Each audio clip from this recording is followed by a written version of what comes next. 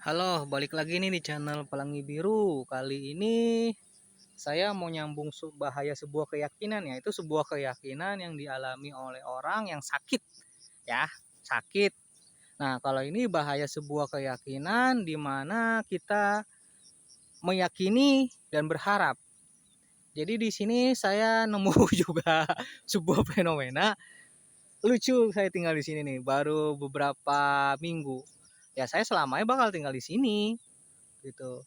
Jadi gini, sebuah keyakinannya tuh gini, kita jangan meyakini sebuah ajaran itu benar, terus si guru spiritual atau apapun itulah namanya, saya pusing kayak begitu, meyakini bahwa kalau misalkan kita ini tentang mimpi ya, dan sebuah keyakinan juga gitu. Lalu kejanjian dulu kayak gitu. Jadi di sini saya nemuin beberapa. Jadi dia sebuah keyakinannya itu dia memiliki sebuah kekuatan kayak begitu, tapi di dalam mimpi ini. Nah, kata gurunya dia memang memiliki kekuatan seperti itu. Saya lupa kekuatannya apa, cuman kan ini lucu ya. Kalau misalkan di dalam mimpi bisa mengeluarkan api, berarti kan dia seharusnya di nyatanya bisa mengeluarkan api kan? Seperti itu yang dipertanyakan. Ya saya bilang ya itu bukan, itu hanya mimpi mengeluarkan api itu hanya simbolik gitu kan. Saya menjelaskan seperti itu, dia tidak terima, ya sudah. Terus habis itu ada lagi mimpi yang dimana bertemu dengan nabi. Nah ini udah pernah saya jelaskan loh, udah 2 kali. Yang kedua kalinya benar-benar saya jelasin secara jelas, dan saya bantah jika ada orang yang bermimpi ketemu nabi. Karena apa? Karena pertama kita harus introspeksi diri kita sendiri dulu. Kita lihat diri kita ini seperti apa, sebagai apa. Pantas nggak diri kita ini bermimpi bertemu Nabi jika diri kita ibadah aja masih bolong. Oke, ibadah tidak bolong. Tata laku kita, adat kita, perilaku kita gimana? Apakah kita masih berbohong gitu loh? Apalagi berbohong hanya untuk demi uang, nyari uang kebutuhan. Itu sangat jauh dari namanya adab. Seperti itu.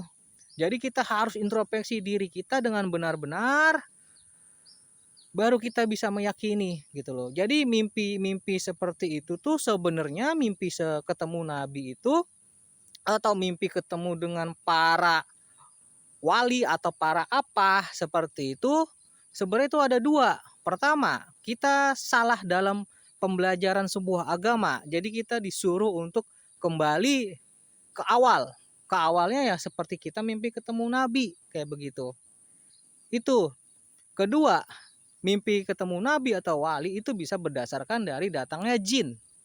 Kenapa dari datangnya jin? Karena sebuah keyakinan di dalam diri kita dan sebuah apa ya, berharap bertemu dengan nabi. Padahal udah saya jelasin, kalau hidup kita benar, kalau hidup kita ya menjalani sesuai dengan apa yang diperintahkan oleh Tuhan, nanti kita akan ketemu nabi gitu loh.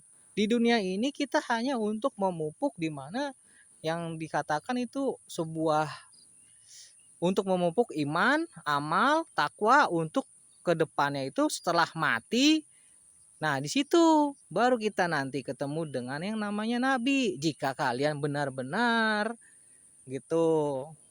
Seperti itu. Jadi banyak hal gitu loh. Gue mau ngomong itu nggak enak. Jadi gitulah. Tolonglah ya, keyakinan-keyakinan gitu berharap seperti itu janganlah. Boleh kita berkeyakinan begitu sebagai pedoman aja untuk penyemangat di dalam hidup kita. Kayak begitu, bukannya apa-apa loh. Kalau misalkan seperti ini terus dibiarkan, itu bisa dimana yang namanya bangsa jin itu memasuki mimpi dan dia memanipulasi di sana, dan entitasnya juga terjadi bisa terwujud itu berdasarkan dari alam sadar kita sendiri. Jadi di bagian diri kita itu yang mewujudkan itu, kita meyakininya. seperti itu. Karena kita meyakininya, maka terjadilah sebuah fenomena seperti itu. Seperti itu ya, kali jelas aja ya. Jadi saya berharap kita hidup ya seperti normal-normal biasanya aja. No. Lihat seperti orang itu tuh. Kelihatan nggak? Tuh, orang yang itu. Dia datang tadi subuh, habis sholat subuh mungkin, ke sawah, terus dia membersihkan sawahnya atau menanam, saya nggak tahu, saya belum ke sana. Seperti itu aja hidup gitu. Memiliki keluarga, ya kita mencari uang, mencari rezeki dengan bertani, terus menghidupi dengan keluarga kita gitu loh. Banyakilah bersyukur. Dan tolonglah hentikan ketemu sama guru-guru kayak gitu. Boleh kita bertemu dengan guru itu dalam batas pembimbingan pembelajaran agama saja. Tapi kalau spiritual, kita perlu yang namanya guru itu mursyid. Mursyid di sini pun juga banyak loh. Saya banyak nemuin mursyid, juga banyak yang belok juga gitu loh. Karena udah kalah dengan dunia ini gitu loh. Saking dunia ini udah gila. Seperti itu. Jadi saya di sini nitip pesan aja buat yang lihat channel saya, nonton channel saya, seperti itu. Yuk kita bareng-bareng introspeksi diri, lihat diri kita, ibadah kita, adab kita, tata laku kita, semuanya kita introspeksi diri yuk. Karena kan jika kalian memang seorang muslim, itu salah satunya cara untuk bertemu dengan Rasulullah itu.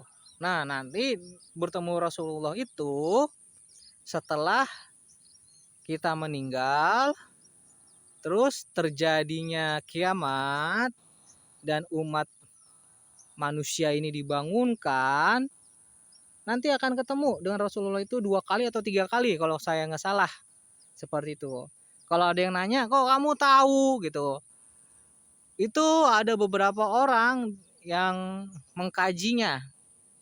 Begitu. Kalau saya itu tahu karena beberapa titik yang saya pahami. Saya mau menjelaskan sini juga agak bingung gitu. Seperti itu ya. Oke, udah panjang lebar. Sampai ketemu lagi di channel Pelangi Biru dan di tema selanjutnya. Makasih banyak.